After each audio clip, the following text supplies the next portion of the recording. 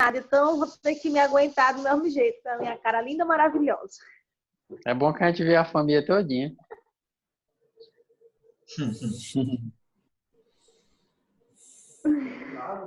Então, gente, continuando Vai aí lá. o assunto, né? Já tá gravando aí pro pessoal do Zap. Então a gente vai. Olha esse achado aqui que eu encontrei na internet. História da saúde pública no Brasil. Então Já se evoluiu? importante a gente conhecer um pouco da história da saúde pública no Brasil, né, gente? Para a gente ter uma noção que a saúde pública no Brasil nem sempre foi lá essas Coca-Colas, como a gente costuma dizer, né? Professor, lança lá no WhatsApp essa história da saúde pública aí no Brasil, para a gente ter acesso. Ah, o livro, estão falando? Isso. Não, essa pesquisa. Ah, tá. Deixa eu botar lá. Achei que era pesquisa.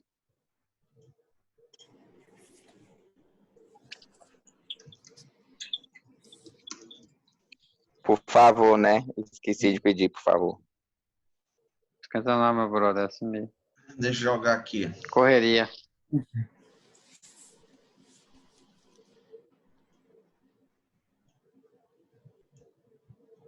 Deixa eu ver onde é que tá. Isso eu peguei para uma aula de enfermagem.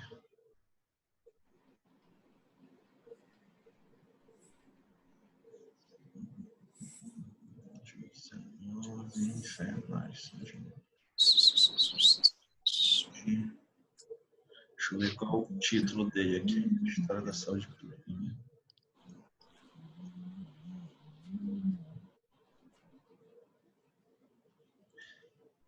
Tá aí, foi lá. Tá lá no grupo. Deixa eu voltar aqui. Beleza, obrigado, professor. Tá, então a gente vai ver que a implantação da saúde pública no Brasil ela foi bem traumatizante, né? Deixa eu colocar mais gente aqui. Tem mais gente chegando. Gabriel e Eliane. Aqui. Então, ela tem início na colônia, né, e continua na república, né? E aí a gente vai ter uma boa parte na república, aí depois a gente vai ter a era Vargas, né, que é de 30 a 45, e aí vamos ter a época da democratização da saúde, em 45 a 64, aí vai ter a saúde no regime militar, a saúde nos anos 80 e 90, né, e aí a gente sabe também que tem a mais nova, né? Mas aqui já tem dá para ter uma ideia de como é que foi implantado, né? Então, vamos ver aqui. Então, a forte, olha lá, o dilema sanitário no período colonial, para vocês verem como os nossos problemas, né, eles são problemas bem mais antigos do que a gente imagina. Então, ele vai dizer aqui que a forte tendência idealizadora que marcou a composição das primeiras imagens do Brasil durou pouco, né, que quando os portugueses chegaram aqui, eles achavam que era um paraíso. O paraíso tropical anunciado pelos marinheiros quando retornavam para seus portos de origem foi logo substituído pela versão oposta. Já no século XVII, a colônia portuguesa da América era identificada com o inferno, onde os colonizadores brancos e os escravos africanos tinham poucas chances de sobrevivência. Os conflitos com indígenas, as dificuldades materiais da vida na região e, sobretudo, as múltiplas e frequentes enfermidades eram os principais obstáculos para o estabelecimento dos colonizadores. Então, a gente sabe que a gente tem problemas sanitários muito antigos no Brasil, né, que foram enfrentados pelos próprios colonizadores. Tá? E aí ele vai colocar aqui que a guerra, o isolamento e a doença colocavam em perigo o projeto europeu da colonização e exploração econômica das terras brasileiras. Então, esse foi um dos principais problemas que os colonizadores tiveram quando chegaram aqui, né? Foi justamente em relação à higienização. Então, diante do dilema sanitário, o Conselho Ultramarino Português órgão responsável pela administração das colônias, criou ainda no século XVI, né, os cargos de físico-mor e cirurgião-mor. Seus titulares foram incumbidos de zelar pela saúde da população sob domínio lusitano. Essas funções, no entanto, permaneceram por longos períodos sem ocupantes no Brasil. Eram raros os médicos que aceitavam se transferir-se para cá, desestimulados pelos baixos salários e amedrontados com os perigos que enfrentariam. Então, até hoje a gente vê isso, né? Às vezes tem cidade, assim, para o interior aqui do Pará, que tem médico que a prefeitura oferece 10 mil, 15 mil para o médico, só que ele não quer vir, né? Por causa das condições precárias, né?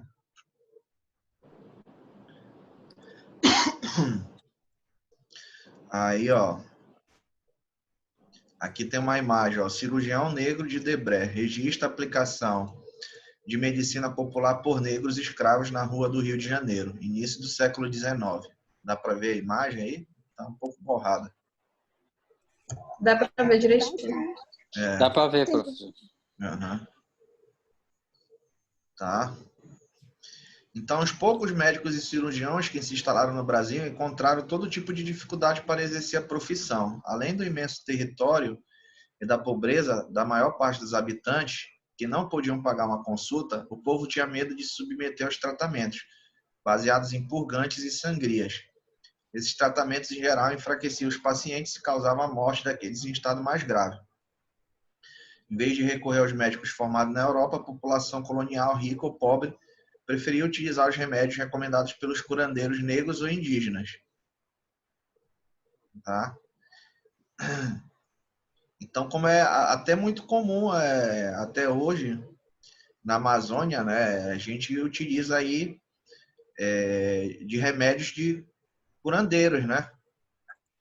As próprias parteiras, né, que aqui na Amazônia tem um papel muito importante também. Tá? Então, isso para vocês terem uma ideia, mas depois vocês dão uma olhada mais com calma. Né? Como é que foi a instalação da saúde pública no Brasil. Aí vai falar das várias epidemias, né? Que no Brasil já teve outras epidemias, né? Essa epidemia que a gente está vivendo agora não foi a primeira. Olha aqui, ó. O Rio de Janeiro exporta a febre amarela, olha aí. A febre amarela tem se tornado endêmica no Rio. Reaparece em quase todas as invernadas e desse foco principal irradia-se mais ou menos longe. É assim que a cidade de Montevidéu foi atacada em 1856. Aí, desde 1849, época da primeira grande epidemia nessa cidade, sua duração quase não se limitou nunca a um ano. Assim, não desapareceu senão em 1854. A segunda epidemia durou de 859 a 1863. Tudo leva a crer que depois de ter experimentado um decrescimento notável durante o inverno, de 870, vai reaparecer com a invernada de 70 a 71. As tripulações estão, pois, frequentemente na presença desse flagelo, e é raro que qualquer navio estacionado em Enseada do Rio não lhe pague sempre seu tributo mais ou menos pesado. Dr. José Pereira Rego, Memória Histórica das Epidemias de Febre Amarela e Choleira Morbo que tem reinado no Brasil, Rio de Janeiro. Então, isso é interessante até para vocês verem, né, como é que o próprio governo lida, né, ou lidava, né, com essas epidemias no Brasil. Tá? Aí aqui, esse outro livro também é muito bom. Ver se dá para vocês verem a capa dele aí. Esse livro aqui é Psicopatologia e Semiologia dos Transtornos Mentais. É muito bom. É do Paulo Dalgala Rondon. Aí ele define aqui psicopatologia e ordenação dos seus fenômenos, né? Aí o Piaget, olha o que ele vai falar aqui, o Piaget, que um fenômeno é sempre biológico em suas raízes e social em sua extensão final. Mas nós não nos devemos esquecer também de que entre esses dois ele é mental. Jean Piaget. O que essa frase quer dizer para você, gente?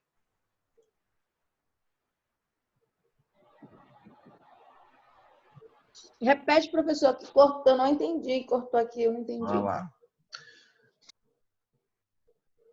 Um fenômeno é sempre biológico em suas raízes e social em sua extensão final. Mas nós não nos devemos esquecer também de que entre esses dois ele é mental.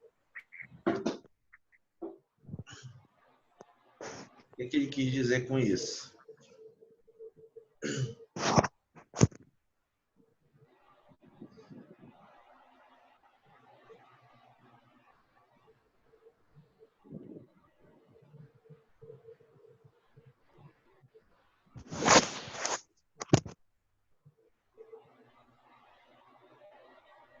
Estou tentando entender. Alguém fala aí?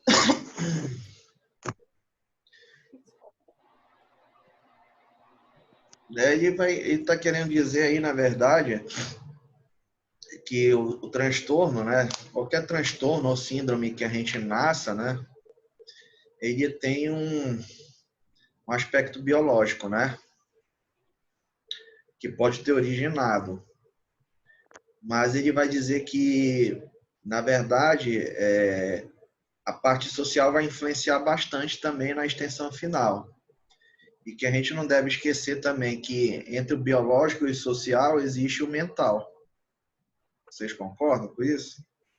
Sim, professor, no caso, a probabilidade de, por exemplo, uma criança que nasce no meio de um psicopata, por exemplo, ele no futuro ele pode se tornar também ou ele pode não se tornar? Isso aí são discussões filosóficas antigas já, né? Que a gente vai pegar. Que é o meio que corrompe a pessoa, né? Ou a pessoa já nasce corrompida. Né? Que a gente, como a gente discute isso dentro da psicologia, é o que? A influência do ambiente e a influência do ambiente no comportamento da pessoa, né? E a influência da pessoa no ambiente. Né? Que é isso que está falando. Se a pessoa ela já tem alguma coisa biológica que vai interferir, né, no como ela vai ser, né? Ou se é o próprio ambiente que vai moldar esse lado biológico dela. Né? São discussões filosóficas antigas, né, da psicologia, só que hoje a gente entende que tanto o meio, né, quanto o lado biológico, né, o que a pessoa nasce, eles interagem 50% a 50%, né, essa influência. Né? Então, tem influência de ambos. Deu para entender? Deu sim, professor, deu para compreender. Então, olha lá, esse autor aqui, o Campbell, ele vai definir a psicopatologia como ramo da ciência que trata da natureza essencial da doença mental, suas causas, as mudanças estruturais e funcionais associadas a ela, suas formas de manifestação. Entretanto, nem todo estudo psicopatológico segue a rigor os ditames de uma ciência, sensu estricto. A psicopatologia, em acepção mais ampla, pode ser definida como conjunto de conhecimentos referentes ao adoecimento mental do ser humano. É um conhecimento que se esforça por ser sistemático, elucidativo e desmistificante. Como conhecimento que visa ser científico, não inclui critérios de valor, nem aceita dogmas ou verdades a priori. O psicopatólogo não julga moralmente o seu objeto, busca apenas observar, identificar e compreender os diversos elementos da doença mental. Tá? Então, o que ele vai falar aqui? Né? Que esse ramo aqui, que é a psicopatologia, ela não segue a ciência, né, de forma estrita. Na verdade, ela é o quê? É um conjunto de conhecimentos referentes ao adoecimento mental do ser humano. Tá? Porque ele vai buscar tentar explicar de forma elucidativa e desmistificante o comportamento daquela pessoa. Porque o que a gente está conversando desde o início da aula? O transtorno mental, ele não é socialmente aceito. Né? Então, muitas vezes, a pessoa que trabalha com psicopatologia, ela precisa elucidar e desmistificar esse comportamento, para que ele não seja socialmente ou moralmente como é que a gente pode dizer, rechaçado, né, pela sociedade. Que é isso que acontece, né? Como acho que foi o Gabriel que falou aí, a cleptomania, né? Alguém olha aí para a cleptomania, por exemplo, a Winona Ryder, ela é cleptomaníaca. Aí se olhar para ela, mas ela é rica, né? Ela pode pagar. Isso é doença de pessoa rica, né? Então alguém olha, por exemplo, e diz, ele não tem depressão, né? Isso é frescura. Isso, é só frescura. Né? Então, o conhecimento que a gente tem hoje sobre saúde mental, ele é muito preconceituoso, né? Então, quando uma pessoa vai estudar, alguém que está doente, ou que vocês precisam fazer uma avaliação, né, sobre alguém, essa avaliação ela tem que ser elucidativa e desmistificante, porque já tem uma grande carga, né, de preconceito em cima da pessoa que ela tem transtorno mental. O que vocês acham? Eu acho que sim, porque se a pessoa já tem um problema e a sociedade ainda exclui ou qualquer coisa do gênero, eu acho que piora a situação da pessoa, ou não acredita, entendeu? Como é o caso do, o senhor falou, da depressão, né? Tem gente que não acredita de forma alguma que o outro está depressivo, que não consegue fazer aquilo porque não consegue nem levantar da cama porque tá com depressão. Tem gente que acha que é frescura, igual o senhor falou. É tipo assim, professor, quando a sociedade em si, a pessoa está em depressão, por exemplo, a sociedade em si, ela o julga, né, não apoia, eu digo que é um gatilho para o suicídio da pessoa. Bem colocado, né? Aí o que acontece? A gente percebe que o grande extremo disso aí está sendo apresentado, por exemplo, por muitos adolescentes e crianças em escolas. Agora está uma epidemia de crianças se suicidando e se auto-mutilando bem alta, né? A gente está percebendo que a gente está vivendo uma época aí bem doente. Mentalmente falando, né? Tá? Então, existe um estigma, né, da doença mental, como vocês estão vendo aí. E que, assim, esse estigma que a gente coloca nas pessoas afeta tanto a maneira como a gente vê eles e também afeta eles próprios como eles recebem esse estigma, né? Então, pra gente que estigmatiza, o que a gente sente? A gente sente raiva, piedade, medo. Porque às vezes você está falando com uma pessoa que tem transtorno mental, aí você acha que você está fazendo um favor para ela, né? Sendo educado, falando com ela, né? Você está tendo piedade dela, né? Então isso é uma atitude estigmatizante. E a pessoa que ela é estigmatizada, o que ela sente? Ela sente vergonha, ela sente medo e ela se sente alienada, né? O pior sentimento que a gente pode ter é o de alienação. Alguém sabe me explicar o que é alienação? Não sei, professor. Eu quero saber agora. Quando tu fala assim para tua irmã, sua alienada, vai estudar, o que tu está querendo dizer? Que ela é burra, né, não? Ela é burra? É burra.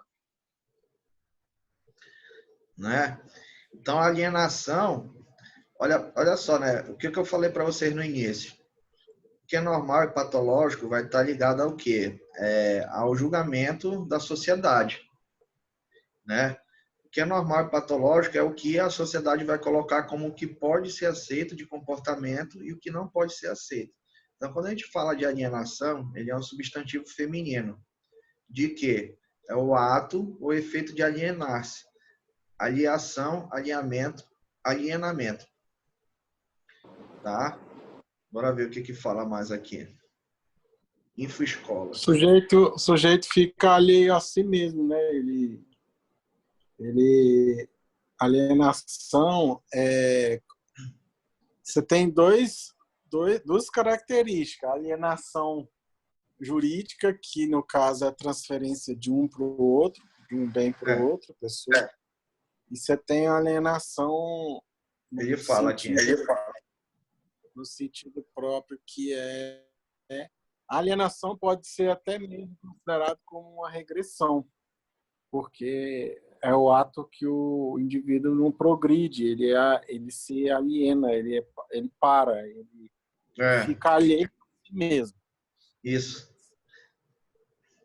E geralmente o que está alienado, valeu, Luiz, é o que está à margem da sociedade, né? É aquele indivíduo que ele não se encaixa, né, na sociedade, no padrão, né, que é imposto. Deu para entender melhor agora? Sim. Deu sim, professor. Então, esse artigo aqui de filosofia da Infescola, eu gosto desse site aqui. Ele vai dizer que na vida cotidiana, na ciência ou na filosofia, o conceito de alienação assume diversos papéis e significados. No entanto, esses significados podem ser vistos como variações de um mesmo significado amplo. Alienação como ato pelo qual alguém torna-se estranho, ou outro alguém ou a algo. O resultado de tal ato, seja de alguém em relação a algo ou o oposto, também é chamado de alienação. Nesse sentido, alienação é transformar propriedades, relações e ação humanas em propriedades e ações de coisas que são independentes do homem. Outra interpretação é a de que a alienação é um afastamento de si mesmo, um processo através do qual o homem pensa a si através de suas ações, como estranho à sua própria natureza, vendo-se como coisa, afastando-se da natureza humana. Então, o indivíduo alienado é aquele que a gente coisifica, né? Aquele que a gente olha, né? E a gente não consegue identificar como humano. A gente olha aquele vagabundo, né? Olha aquele transtornado, aquele louco. Ele foge dos padrões, né? O Isso. professor, então quer dizer que alienação significa que é tipo nós subjugando o outro, mas praticamente.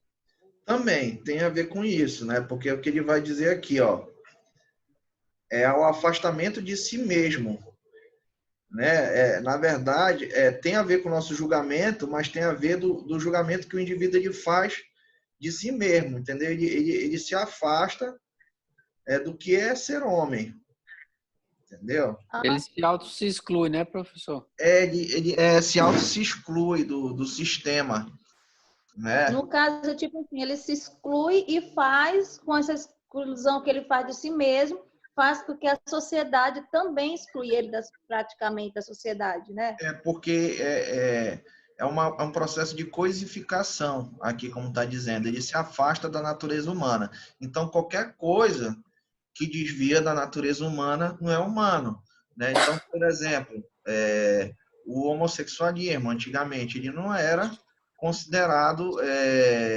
comportamento normal como hoje, ele era considerado um transtorno. Por quê? Olha aqui, ó, o segredo, ó, afastava-se da natureza humana, tá? Então, qualquer coisa, né, para a gente entender o sentido de alienado que se afasta da natureza humana, ela tá o quê? Se afastando de si mesma. Sim. Deu para pegar o conceito de alienação agora? Deu sim, professor. Professor, uma coisa que é interessante, eu não estou conseguindo dormir muito bem esses dias, aí eu fico às vezes lendo, né? Aí eu vi a minissérie lá do Freud Sim. no Netflix. Aí eu fui ler sobre a histeria. Acabei comprando um livro lá dele, lá. Uhum. O estudo da histeria, né? Já tô quase tô faltando, acho, 2 capítulos para me terminar. Uma coisa que casa muito com o que você está falando aí é que é o seguinte, quando você determina patologia, né? Um dos paradigmas do Freud, de qualquer pessoa que trabalha nessa área, tanto psicólogo como psicanalista, é que quando ele intui, ele usa até essa palavra, porque ele tem que intuir baseado em conceitos científicos, né? Pode haver divergência. Até mesmo quando você vê lá na minissérie do Freud lá, você percebe que tem vários psicanalistas que divergem sobre o assunto. E a divergência ela é extremamente importante para a área da psicologia, porque às vezes o que um não conseguiu enxergar, o outro enxerga e ele começa a detalhar. Então, você percebe lá no livro que existia muito o fato de você ia lá, prescrevia uma determinada patologia e mandava para um outro psicanalista para que ele pudesse, 2 ou 3, para que eles pudessem confirmar. É que às vezes o juiz também faz isso hoje em dia, né? E, Sim. então, o que foge do normal, né, que eles chamam do patológico aí, ele geralmente ele também cria uma repulsa social, principalmente família e Uhum. pessoas que não querem admitir que aquele indivíduo, aí ele usa até ente querido, né? Sim. Tá doente, mas ele tem que esconder. E esse fato de esconder, às vezes, atrapalha muito no tratamento, porque você não consegue isolar o indivíduo da sociedade. E É, quando você isola, você atrapalha ele também. Ele exatamente. precisa. E a tendência era isolar, né? É, Uhum. até hoje, aí, assim, o livro é muito antigo, né? Assim, tem muito tempo, mas você percebe que tem total relação com os dias atuais, né? Falta 3 capítulos para me terminar de ler. Mas tu tá Eu lendo achei. uma biografia dele ou o livro que se baseou da série? É o livro, chama Fenômenos da Histeria, que ele, Ah, que ele na verdade, eu achei legal, porque a histeria em si, que é a palavra macro, ela redunda de uma série de comportamentos, entendeu? Então, por exemplo, você tem a histeria, ela inicia com, pode-se dizer, até mesmo lá na série ele mostra, né, o rei lá de Viena, né, o príncipe de Viena que fica louco, porque no decorrer do tempo ele sempre foi julgado pelo pai como fracote, uhum. como um cara que não conseguiria ser forte o suficiente para assumir o reino. Então, a vida inteira ele veio com esse medo. E aí o livro fala o seguinte, que o fato de você gerar essas insuficiências, esses medos, isso começa a redundar no seu subconsciente, esses Sim. medos, entendeu? E você começa a vivenciar, é o que você falou na aula, eu lembrei, porque Então, antigamente as crenças e as cognições que a gente cria, né? Mais modernamente falando, né? antigamente o psicanalista ele colocava a doença como orgânica, então ele colocava em É, cima de algum sintoma. aparelho seu, entendeu? Alguma coisa. Ah, tá com problema no coração, por isso que ele tá com isso. Tá com problema no estômago, tá com problema no. Aí tinha a questão religiosa. O Uhum. Freud, ele transpassou isso, demonstrando que não, que existia sim um outro lado, que aí é onde começa a questão até que no início lá ele fala sobre a questão espiritual, né? Você passa a ter que é a questão do subconsciente, das suas crenças, ele chama limiar da vida, que é o que você vive, quais são os seus traumas. No decorrer da vida você cria traumas e a partir desses traumas isso vai indo para o seu subconsciente, você vai acumulando isso de maneira que você não percebe até chegar no seu conflito. que é onde começa a histeria, porque a pressão psicológica é mais forte do que a sua condição de saúde. É a E aí punição. você começa a ter delírios, que é seu subconsciente te cobrando, que você já está martelando a vida inteira, né? É meio complexo o livro. É coisa de psicólogo mesmo, não é muito simples. Não é um livro que eu tenho que ler mais umas 2 ou 3 vezes para mim. Também tem que entender que o histórico do Freud, né? O Freud ele foi um médico, na verdade, né? E neurologista. Então, muito ali, como tu falou, a causa muito ali era orgânica, né? E ele começou a perceber que talvez não fosse tão orgânico os problemas que estavam acontecendo com as pessoas ali, que estavam atendendo no hospital lá, né? Que poderiam vir de traumas, né? De infância das pessoas, tudinho. Até porque era uma outra época, né? Era uma época depois da guerra, né? Antes da guerra, né? Ele viveu 2 épocas, o Freud, né? 2 épocas ruins da humanidade. Uma depois da Primeira Guerra e a outra depois da Segunda Guerra, que ele quase morreu, né? Não sei se você sabe disso. Ele inventou de ficar, não sei se estou lembrado, na Alemanha ou algum lugar assim, antes de começar a guerra. E quase que ele morre por causa disso. Só que ele foi salvo pela rainha da Espanha, uma coisa assim. Porque ele atendia até monarca, né? Ele atendia até rei, né? Tem toda uma história do Freud.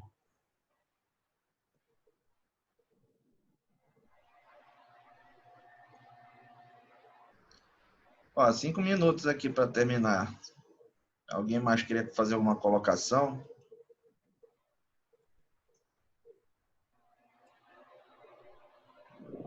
Eu tenho uns livros dele aqui.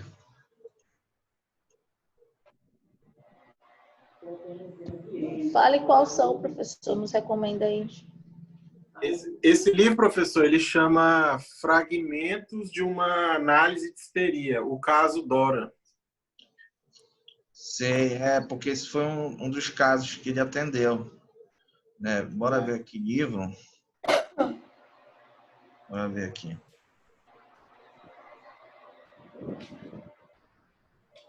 Não estou lembrado se eu tenho mais livros dele aqui. Hoje em dia, porque eu leio mais cognitiva e comportamental. Deixa eu ver aqui, psicanálise.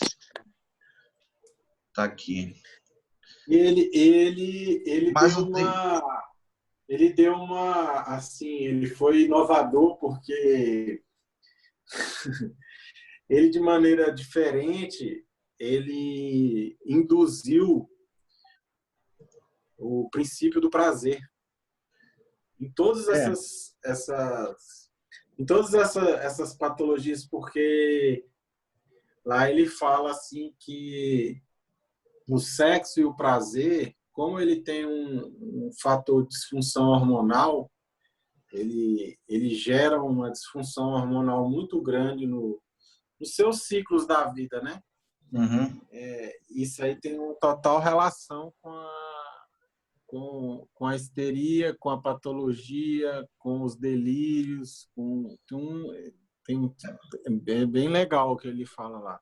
Por causa da época que ele viveu, como eu disse, né? Era uma época que era muito repressiva, principalmente para a mulher, né? Então, onde é que ele observava esses casos de histeria? Nas mulheres, porque as mulheres desse período aí, que era do período industrial, né?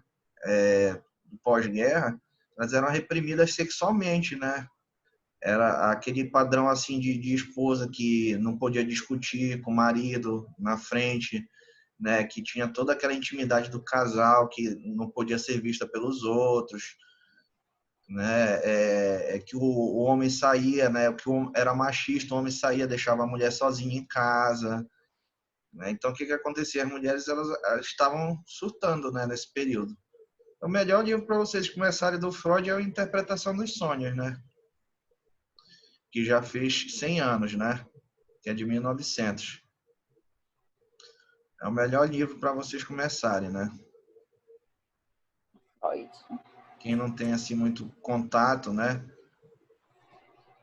Porque de repente os outros livros eles já são um pouco mais técnicos, né? Esse aqui eu acho que ele é mais acessível, esse. E tem um outro que é sobre as religiões também, né? Que ele fala muito sobre o papel da religião na nossa vida. Que é o que o Luiz falou, né? Que ele descobriu a importância aí da sexualidade, né? É do poder da sexualidade na nossa vida psicológica, né?